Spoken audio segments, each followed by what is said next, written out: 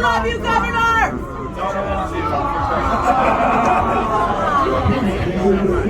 So we're excited. We got a little bit more than 3 weeks to go, and I'll tell you, we've got great energy, and we have now in the state of Florida we never before I became governor had more Republicans than Democrats in history. Yes, right. 4 years ago was almost 300,000 more Democrats than Republicans. Well, they just had the last day of voter registration last week. And this election will be run with us having more than 300,000 more Republicans than Democrats. And even in Broward, we have made gains. We've got a long way to go here. But we have made gains, and we're making great gains in Miami and Palm Beach and all these different places. So we're going to win, and we're going everywhere, and we need you guys to be out there, not only you voting, but your friends, family, neighbors, coworkers, employees. Don't let them sit on the sidelines. I think we could have the biggest Republican turnout in the history of Florida for this election. And we do have with us back there the First Lady. She's coming. Well, she'll take the stage here in a minute. Come on.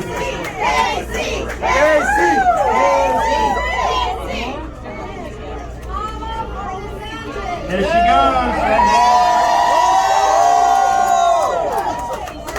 A 5-year-old, a 4-year-old, and a 2-year-old.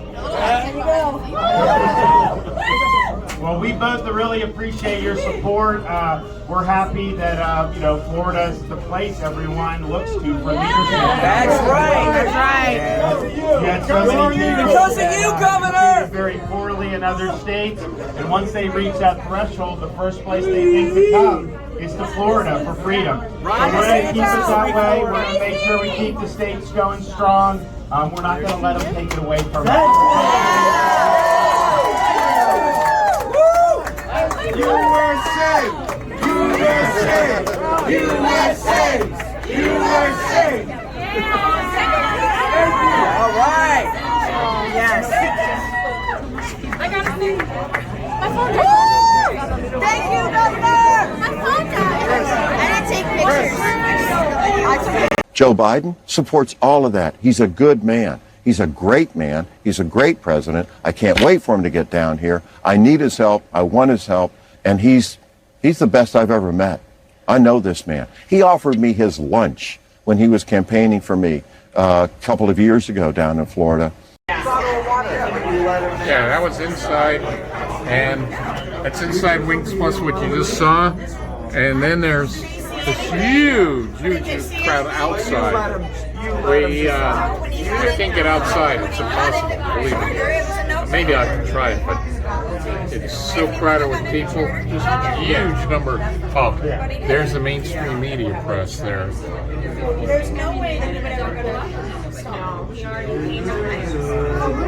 In the background, you can see the media press there. You can see more people all the way back. Now, there, see there? It's kind of hard to see here. No one told us. We were just sitting Here. Somebody's speaking, and you won't be able to hear him here, but that's where he'll be taking the stage.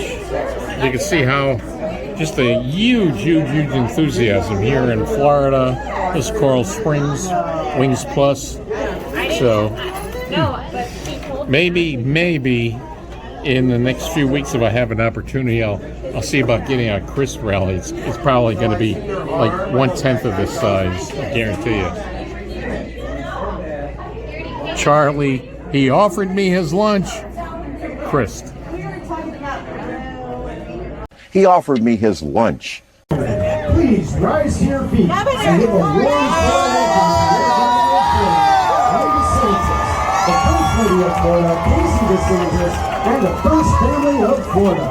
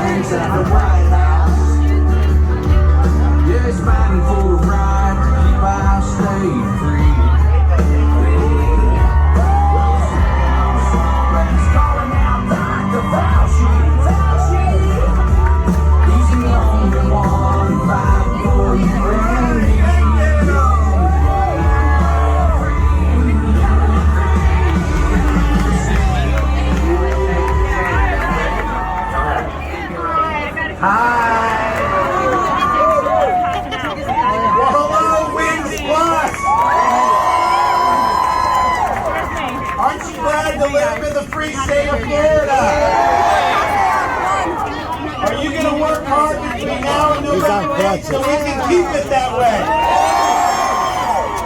Are you proud that we have, of all 50 states, the best First Lady of all 50 states? And she has done such a great job with helping people in the aftermath of Hurricane Ian. She has launched the Florida Disaster Fund and raised almost $45 million for it already. Able to help an awful lot of people, and it's been a very difficult thing, but I'll tell you, we've worked together with folks all across the state and all the communities at the state level, and we've had the most rapid response that anyone can remember on any of these storms, with power restoration, search and rescue. We had 2 bridges knocked down in some of the barrier islands in Southwest Florida, and people came, they were telling the residents, hey, you guys are out of luck. You're basically going to have to get off the island, abandon your home, and abandon your community. It's going to take 6 months to a year to fix these bridges. So they came to me, and they said, Governor, can you help us? We need the bridges. We need support. I said, all right, I'll do it. So we went, we looked at the situation. We said, okay, this Pine Island Bridge got washed away, the road. We need to figure out a plan and let's execute. And 3 days later, we opened up a new bridge. And we had the causeway going to Sanibel. Beautiful island, got absolutely hammered by this storm. Very unfortunate, but we'll rebuild it. But it's very difficult to do that if you don't have access via ground transportation. We were with search and rescue, all that for sure. We were helicoptering in power workers, barging in trucks, and it's fine, but you really needed to restore. So we said, all right, let's figure out what we need to do to restore. So last week, we were able to announce, less than 2 weeks after it got severed in 3 places, hundreds and hundreds of power trucks and other workers going across this temporary causeway. And I can tell you, if you were in some of the other states where some of you came from, that would never have happened. That would have taken years and months or years to be able to even think about it. So it just shows, we believe in getting things done. We believe in making things happen. And that's really what leadership's all about. In fact, I remember being here at Wings Plus 4 years ago. And one of the things I said we were going to do is, when you have something happen, like this Parkland massacre, you need to hold people accountable. And nobody was being held accountable. And so I came into office almost a year after it happened. First week in office, we removed the sheriff of this county. We then convened a special grand jury that investigated failures, not just here, but other parts of the country, or other parts of the state, about different types of school security. And that led to this report where we then removed a number of the school board members who were derelict. And that's good, but then you're sitting there last week and you see 4.5 years after this happened, they do the penalty phase, and you have one juror, maybe more, but definitely one, just refused to budge and refused to authorize the ultimate punishment. I'm sorry, when you murder 17 people in cold blood, the only appropriate punishment is capital punishment. And so, I'm going to work with the legislature. We need to reform some of these laws. You can't just have one holdout do that, and who knows what was going on back there, but that was a miscarriage of justice. That did not honor the victims and the families and all that they went through.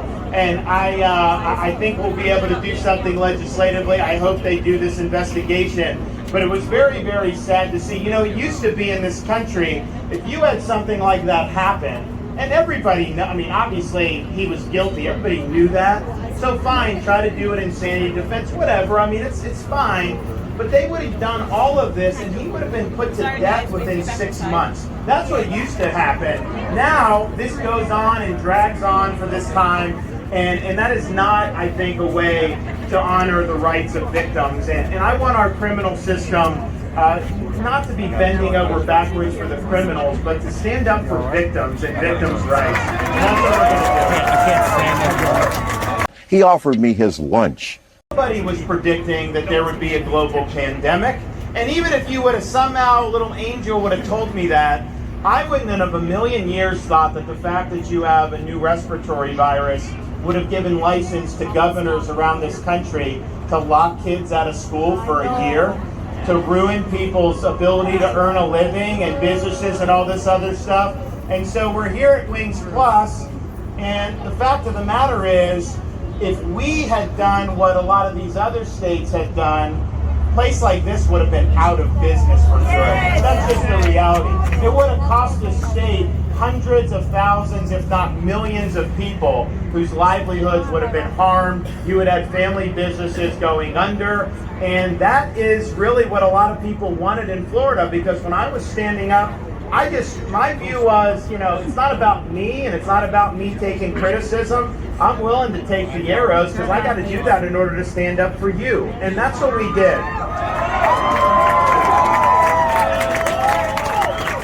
And leadership is not subcontracting out your responsibilities to bureaucrats like Fauci and the like. You have to look at this data. You've got to see what the data is telling you. You don't just take somebody's word for it. He offered me his lunch. It's been tough for learning, period, but a lot of these other states had massive, massive learning losses, and we were able to stem a lot of that here in Florida. That would not have happened if they were locked out of school for a year, and it certainly wouldn't have happened if we allowed things like forcing the students to do COVID vax, which we said that's a parent's decision. That is not them to mandate on you. Oh, we got somebody. Do we have some paramedics? Are we good? We need paramedic. We have anybody? Fire rescue? Right here. Andrea, where are you? We got somebody on the way? They're on the way. Okay. Right on your left. Yeah. Hold up so they know where to go. There they come. Do you guys make way for them over here? Excuse me.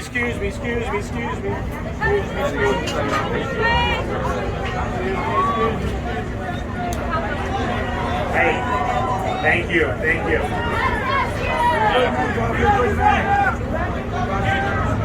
Thank you. He offered me his lunch. Wait to vote on election day.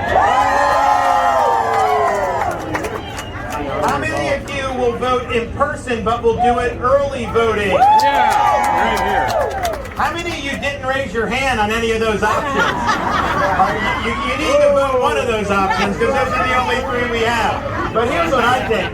I think if you guys come out in full force, I think if you guys talk to your friends, your family, your neighbors, co-workers, employees, whoever, and let them know that we got to come out and support the governor. If you guys do that for me, I think we are going to have the strongest turnout in the history of the state of Florida.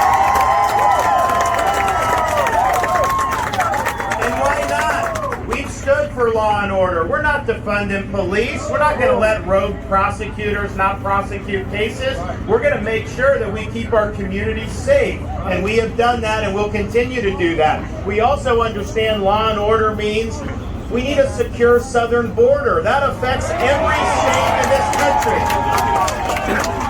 And they didn't care when you had millions of people from over 100 different countries pouring in illegally across the southern border. They weren't saying anything at that time. They weren't saying anything when the cartels went from making $500 million a year to $15 billion a year because of their smuggling operations. They didn't care about that. They didn't care about record number of fentanyl coming into the United States and all the fentanyl deaths that we're seeing that's impacting communities all across Florida and all across this nation in ways that have been devastating. They don't care and didn't care about criminal aliens coming into our country. You know, we had a sheriff's deputy in Pinellas County last month that was killed by a twice deported illegal who came through again 6 months ago because of the Biden border crisis. Those are crimes that would not have happened if we had had a secure border.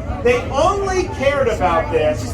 They only cared about this when you had illegal aliens showing up in Washington, D.C., and New York City, and Martha's Vineyard.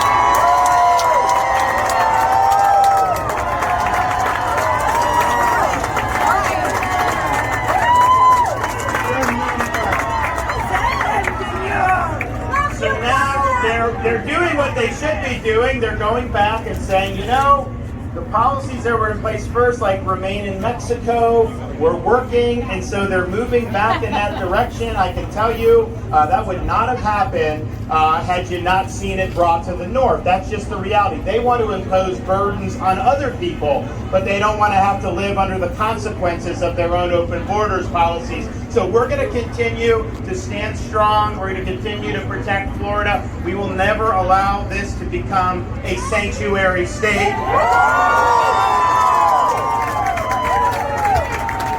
You know, we're also, when you talk about rule of law and communities at the border, you also need to have rule of law with election integrity. And we're working on that and have done a whole host of things.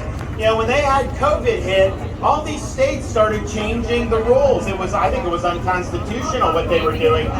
We didn't do that in Florida. We said, here are the rules, you're going to follow the law. And we ended up counting 99% of the ballots by midnight on election night. Broward County actually reported very quickly for a big change there, and that was unusual, but we appreciate that. So then after the election, you had all these other states that were struggling, and they said, why can't everyone be like Florida with respect to elections? They never used to say that about Florida, I'll tell you that. But we also understand that there was more we needed to do. So since the 2020 election, I've signed legislation banning ballot harvesting in the state of Florida. He offered me his lunch. Contract out my leadership to a woke corporation in California. We govern this state. They do not govern this state. And we're going to make sure we do what's right. And while you may have the right to go out and say that you should have things like gender ideology in kindergarten classrooms, in Florida, we believe that's wrong, and we believe that you should be standing up for the rights of parents. And so you say you're going to do things like repeal parents' rights and all that, that's fine, but we're not going to hold you up on a pedestal when you're taking those positions. And the fact is, Disney has gotten more subsidies from Florida for decades than any company in our state's history. They've had since the 60s their own government that they live under and they control. They get exemptions from laws that other companies have to follow, and they've gotten massive tax breaks. So we said, you know what, we're going to stand up. We're going to make sure we're standing up for parents. So we worked with the legislature. We acted, and now because of what we did, Disney is no longer going to have its own government in Florida. They're going to live under the same laws as everybody else, and they're going to now pay their fair share in taxes in the state. He offered me his lunch. Hopefully I'll be able to get another walkthrough of the governor through Wings Plus here. Oh, here we go. Here we go.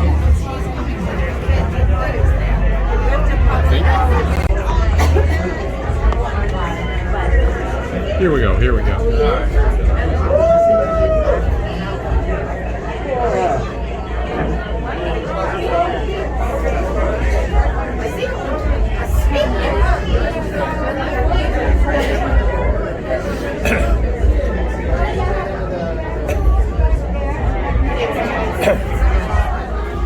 He's coming around. He's coming in.